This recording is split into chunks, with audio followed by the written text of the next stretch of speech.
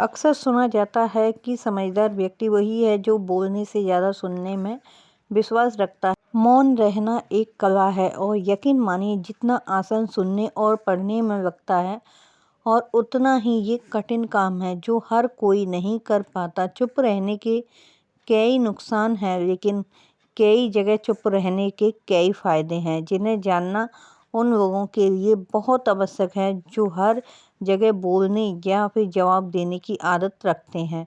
चाणक्य नीति ने जीवन सफल बनाने के कई बातों का जिक्र किया है। ऐसी 7 जगह के बारे में बताया जहाँ हमेशा चुप रहना चाहिए। इन स्थान पर खामोश रहने वाला व्यक्ति हमेशा सुखी रहता है। साथ ही इन 7 स्थानों पर गलती से भी बोल दिया तो वह बहुत बड़ी मुसीबत में पड़ सकता है। चलिए बताते हैं वो कौन सी 7 जगह हैं यहाँ पर हमें चुप रहना चाहिए। नंबर 1, चाणक्य बताते हैं जहाँ लड़ाई झगड़ा चल रहा हो वहाँ पर व्यक्ति को हमेशा खामोश रहना चाहिए। झगड़ा हो रहा हो वहाँ पर आपका कोई संबंध नहीं है, वहाँ गलती से भी बोलना नहीं चाहिए। अगर आपने गलती से भी इन लोगों के बीच में बोल दिया तो आगे चलकर आपके ऊपर बहुत बड़ी मुसीबत आ सकती है, इसलिए चुप रहना ही आपके लिए सही है। नंबर 2, यहाँ लोग अपनी तारीफ खुद ही कर रहे हों। चाणक्य के अनुसार खुद की तारीफ खुद ही कर रहे हों तो ऐसे स्थान पर खामोश रहना चाहिए। साथ ही किसी स्थान पर यहाँ लोग अपना अहंकार दिखा रहे हों वहाँ पर आपको बिल्कुल खामोश रहना चाहिए। ऐसी जगह बोलने वाले व्यक्ति का अपमान ही होता है। इसके अलावा वो लोग आप लोगों को नीचा दिखाने की कोशिश करेंगे, तो बुद्धिमान व्यक्ति को ऐसे स्थान पर हमेशा चुप रहना चाहिए।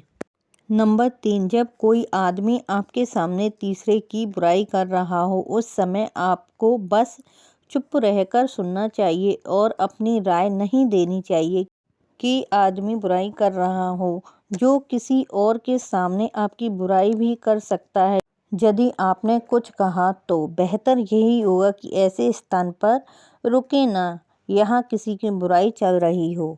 नंबर 4, यदि आपको किसी घटना की अधूरी जानकारी है तब आपके लिए चुप रहना ही ठीक है, क्योंकि अधूरा ज्ञान बहुत घातक होता है।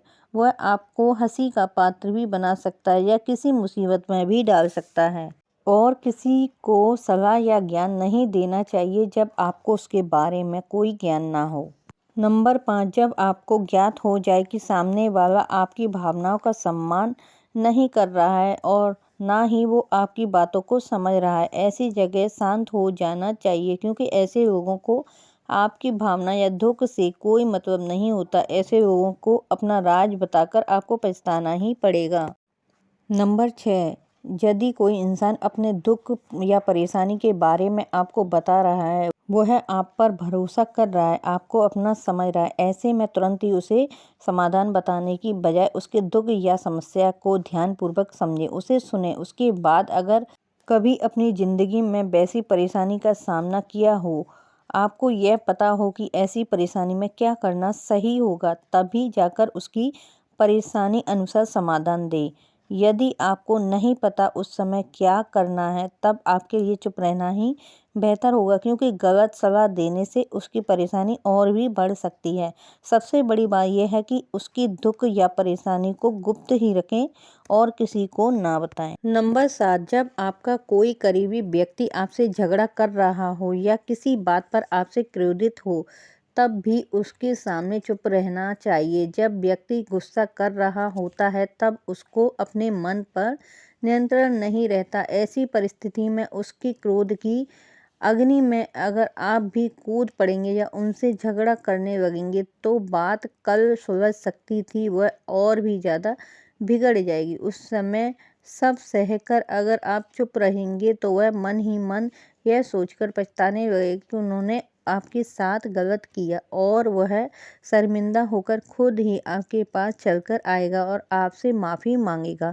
क्रोधी व्यक्ति के साथ बहस करना आग में घी डालने जैसा होता है, इससे उसकी क्रोध की आग भड़केगी, आपको ही उसका खामियाजा भुगतना पड़ेगा। तो ऐसी ही जानकारी के लिए चैनल को सब्सक्राइब, वीडियो को लाइक ज़रूर कर लीजिए। तो मिलते हैं अगली वीडियो के साथ, तब तक के लिए धन्यवाद।